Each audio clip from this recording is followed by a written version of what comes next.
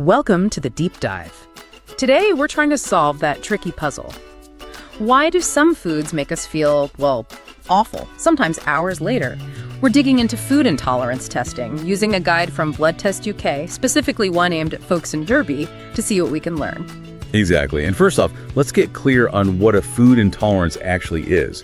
It's basically when your body struggles to digest a certain food properly. This can cause uncomfortable stuff like bloating, maybe some gas, tummy aches. But the catch is, it might happen hours or even a day or two later. Okay, so it's not like a food allergy, which is super fast and dangerous. Right. An allergy is your immune system reacting, often immediately. Intolerance is more about your digestion just not coping well. Slower, but still makes you feel bad. Okay, let's unpack that. What are the main foods that cause these kinds of problems? The guide from Blood Test UK must mention some common ones. Yeah, it does.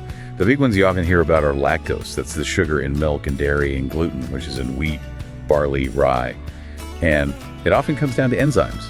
Like if you don't have enough lactase enzyme, your body just can't break down lactose properly, so it causes trouble lower down. Makes sense, like the machinery isn't quite working right for that specific food. Pretty much. The guide also flags things like histamine. You find that in aged cheese or wine, and fructose, which is the sugar in fruit. Same idea, different processing issues. Right. So avoiding the discomfort is one thing, but what are the real upsides? Why should someone, maybe listening in Derby, consider getting tested? What are the benefits Blood Test UK highlights? Oh, the benefits are huge, really. It's not just about stopping the tummy ache. The first big win they mention is just better tummy health. Less bloating, less gas, less pain. Simple as that. And when your gut's happier, you actually absorb your food better too. And I bet that makes you feel better overall, right? Not just in your stomach. Absolutely. That's the second point. Feeling good all over. Fewer headaches, less unexplained tiredness or fatigue. You just get this boost in energy and mood. Because you're not constantly fighting that low-level discomfort. Okay, what else? Well, knowing what your specific trigger foods are lets you move on to the third benefit. Special food plans. Or, personalized ones. You can work with someone, maybe a dietitian, to figure out how to eat well without the foods that cause you problems. It's not about cutting out everything. Just the specific things you react to. Smart. And the last one? The fourth benefit is about the long game. Staying healthy longer. Finding your triggers early might help you avoid bigger issues later on. Things like irritable bowel syndrome, maybe even chronic fatigue. Reducing that constant irritation in your body is likely a good thing long term. Okay, so the benefits are clear. How do you actually find out what your triggers are? What does Blood Test UK say about testing options, perhaps ones available locally in Derby? Well, the first step, they often suggest, is keeping a really detailed food diary. Just tracking what you eat and how you feel.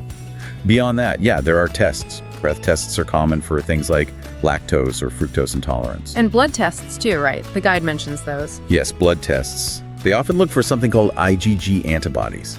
The idea is your immune system might produce these in response to certain foods. Okay, hold on. Ig antibodies. Isn't there some debate about those? Like some experts say high Ig just means you've eaten that food recently, not that you're intolerant to it. That's a really important point to bring up. Yeah. Yes, there is discussion around IgG tests. High levels can indicate exposure, you've eaten a lot of it. So while Blood Test UK mentions them as a tool available, you absolutely need to know that.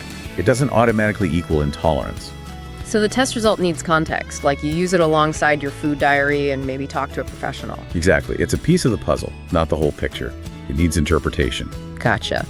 And what about getting these tests done, say, in Derby? Is it easy? What about the cost?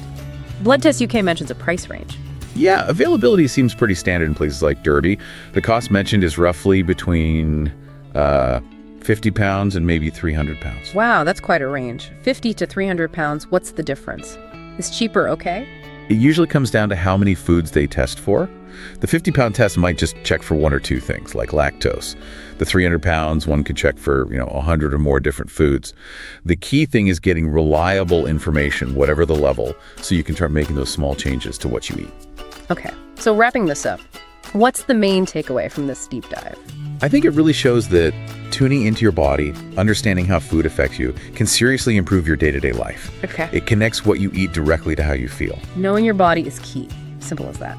Definitely. And then maybe the most interesting thought to leave you with is this. If symptoms can show up days later, what about that nagging headache you had on Wednesday? Or that energy slump you always get mid-afternoon?